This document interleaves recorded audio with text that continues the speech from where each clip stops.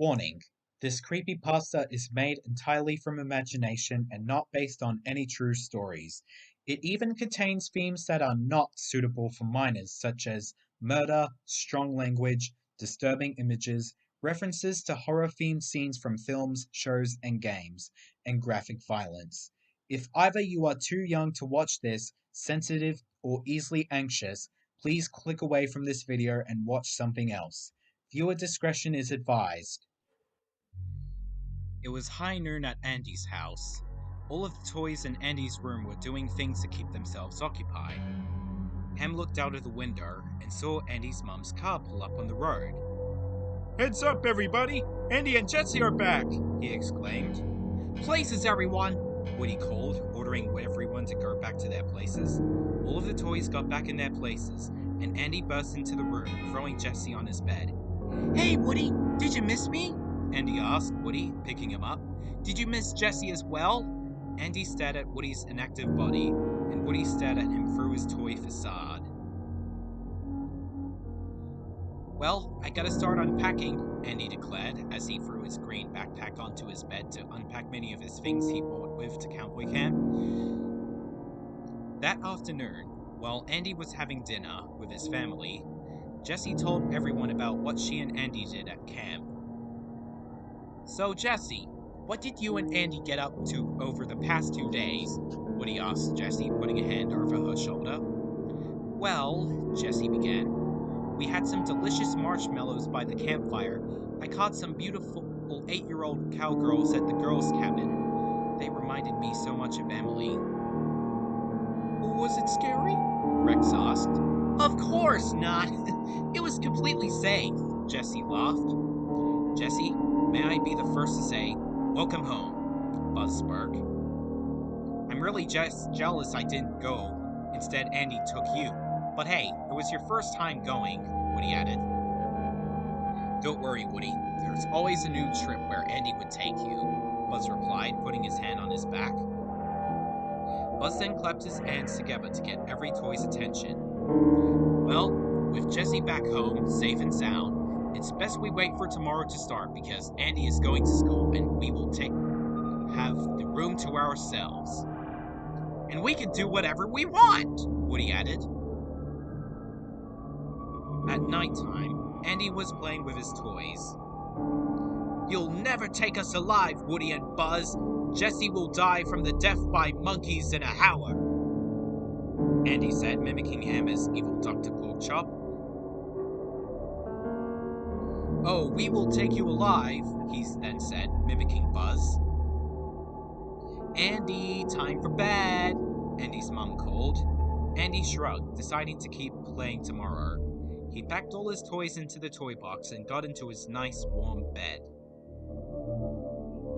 As Andy fell fast asleep for a new school day, Woody and the rest of the toys conversed quietly in the toy box. "Well, playtime may be over, but at least we're all together," Woody whispered. Buzz nodded with a smile on his face, and Jessie gave a thumbs up. All of the toys then went to sleep, waiting for Andy to open the toy box. At 11 p.m., most of the toys were asleep in the toy box. Well, everyone except Jessie. She was struggling to sleep. She was curled into fetal position, having awful memories about being boxed in. Jessie decided to ask Buzz to give her company. "Buzz, can you look after me? I can't sleep," Jessie asked, digging through the toy box. After digging deep enough, she realized Buzz was gone. "Where's Buzz?" she asked. Jessie crawled up to Woody to wake him up, until Buzz went missing. Woody, wake up," whispered Jessie, shaking Woody by the shoulder. "What now? It's like late at night," Woody grumbled. "Buzz is missing," Jessie asked. "Missing? But how?" Woody replied. "Buzz is missing?" Slinky questioned, waking up. All the rest of the toys, Rex, Ham, Mr. Potato Head, Bullseye, and the aliens woke up. "Where did he go?" Mr. Potato Head asked. "Something happened to him," Ham muttered. Woody dug through many of Andy's belongings through the toy box and found a flashlight. "Well, whatever happened to him, we must find him, said he. Who wants to find him with me? I don't want to go out in the dark. What if a monster took him? Rex whimpered.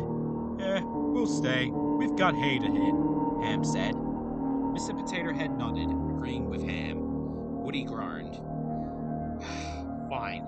Guess I'll have to look for him myself. I volunteer, Jesse interrupted. I knew I'd count on you, Jess, Woody replied with a smile.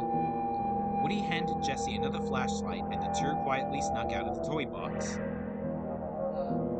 Let us know if you found Buzz, okay? Rex whispered, with Slinky next to him. Woody tipped his hat at the two before Slinky winked at him. Woody and Jesse tiptoed down the stairs to not accidentally alert the Davis family. They both quietly unlocked the door with a key and went outside in the dark. Got your flashlight? Woody asked Jesse. Got it, Jesse answered, giving him a wink. Let's split up. You go left and I'll go right, Woody ordered. Both Jesse and Woody split up and went on different sides of the house. Jesse trembled, searching around the yard. Where are you, Buzz? She stammered. She hovered her flashlight around to find Buzz. While looking on the ground, she found one of the army men. Jesse crouched down to pick up the army man. As she examined him, he was crushed and chewed apart. Who could have done this? How did he get down there? Jesse stuttered and asked. Jesse picked up her flashlight to find Buzz again. Buzz, if you're out there, shine your laser on the grass. Suddenly, a blinking red light shone in the grass. Jesse noticed this and looked up to see where it was coming from. She saw Buzz's arm sticking out of a bush. Buzz, thank goodness you're okay, Jesse sighed in relief. She walked towards the bush to see Buzz, before the laser light moved away from her and towards the bush. Buzz, what are you doing? Jesse stuttered and asked. On the other side of Andy's house, Woody found another green soldier by the mailbox. He crouched down to pick him up. Is that you, Sarge? Woody whispered and asked. Sir, yes, Sarge wheezed. Woody frowned wider. How did you get down there? He asked. You must run. He betrayed us, Sarge responded. Woody's face grew into confusion and shock at the same time. Who? Sarge sighed. I don't want to tell you. Just get out of here while you can, Sarge croaked. Woody then heard a distant, blood-curdling scream coming from the other side of the house, which startled him and made him drop Sarge. Jesse? Was that you? Woody stammered. Woody then slowly approached the other side of the house to see if Jesse was okay. Jesse, did you find Buzz? Woody hovered his flashlight around the garage side of the house. His flashlight hovered from the mailbox to the dustbin. As he hovered it upwards, he found Jesse. However, Jesse was hanging upside down from the basketball hoop. Her face was slightly rusted. She was missing one of her plastic boots. Her hair was undone, and her left arm was torn. Woody dropped his flashlight in fear. My God! Jesse! He whispered. He picked his flashlight back up to find Buzz himself. After a short time of looking, he found Buzz come out of the mailbox. However, he didn't turn around to face Woody. He just looked away. Woody became confused and worried. He was glad that he had found Buzz, but was worried about what happened to him. Woody slowly approached Buzz, carefully to not disturb him. What happened to Jesse, Buzz? Woody whispered softly as he slowly walked towards Buzz. However, Buzz didn't answer nor respond. Woody reached his hand out to touch Buzz. Buzz? Are you? As soon as Woody tapped his hand on Buzz's shoulder, the latter violently turned around and finally faced Woody. But at the moment Buzz turned around, his face was pale grey and his eyes were all hollow black. He bellowed very loudly at Woody as the latter screamed in shock and fell back, letting go of his flashlight. Woody scurried back on his floppy legs, picked his flashlight back up, and made a run for it. Buzz then chased after him. As Woody ran, he looked from behind and noticed Buzz was on his tail. He then dived from behind the other side of the house and hid in a bush so Buzz would think he escaped. As Buzz looked on the other side of the house, he couldn't find Woody anywhere, unbeknownst that Woody was watching him from inside a bush. Buzz then groaned in frustration and ran off. With Buzz away from him, Woody peered out of the bush and climbed out of it to see where Buzz went. As Woody slowly peeked from the side of the house, he saw Buzz run through the door. Woody didn't like the sound of this. Worried for the safety of his friends, he ran back into the house to warn his friends about Buzz, but it was too late. Buzz, you're alive? Andy spoke from his room. Woody gasped in horror. Buzz purposely revealed his secret in Andy's very own face. "Silence, minion of Zurg!" Buzz shouted from off-screen. Then there was the sound of Buzz letting out a karate yell and Andy yelling in pain. Woody gasped even more. He already heard what was happening, but he didn't want to see what it was. Andy's mother woke up, hearing Andy yell. Andy, are you okay? Suddenly, Buzz flew straight into Miss Davis's face, attacking her. She screamed as Buzz was brutally attacking her. How is Buzz alive? Miss Davis screamed. Buzz stops attacking Andy's mother as if he sensed something. He looked back at Andy's room and ran back in. Buzz, you're back! Rex shouted. Guys, no! Woody shouted. The sound of Rex yelling was heard. Then there was the sound of Slinky's coils being torn, Ham's coins rattling, and more sounds that Woody heard from upstairs. Andy, Rex, Slinky, Ham! Woody shouted, worrying for his friends. Woody had no choice but to run again so Buzz wouldn't attack him. As Woody ran for his life, Sarge spoke to him. Go on without me, Woody. Find a safe place away from Buzz. Woody continued running, looking behind to see if Buzz was still following him. Fortunately for him, Buzz wasn't there, so he continued running. Woody then ran across the road to hide in one of the bushes of a random house. Once Woody found a bush to hide in, Buzz suddenly popped out of them with a menacing grimace and yanked him as Woody screamed. 5 days later, the next morning, a preteen boy in a crimson jacket, blue jeans, and black Converses rode on his skateboard.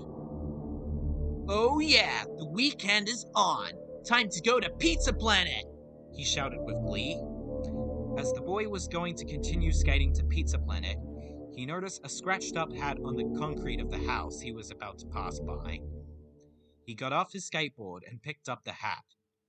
He carefully looked at it. It rang a bell to him, but he didn't want to mention the thing in his mind. As he looked at the house turned out to be Andy's house, which the boy didn't even know was his. The boy knocked on the door, but no one answered, so he opened it anyway. "Hello? Is anyone home?" he asked loudly. The boy then went up the stairs and found Andy's room door wide open. Once the boy stepped inside the room, there were toys strewn around, the bed was broken, the desk was tipped over, the shelves were pulled off, and the white cupboard was smashed. "What happened there?" the boy stuttered.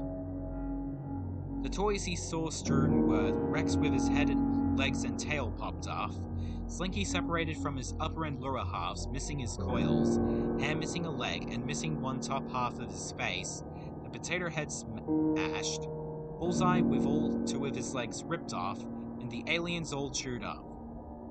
The boy looked down at all the toys and looked straight ahead. "I'm not going to Pizza Planet this time.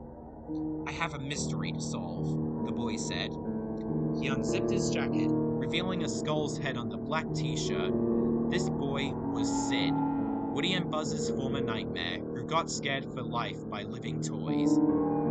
Even though Sid was reluctant to solve this mystery, he had the urge to be brave and discover the deepest secrets.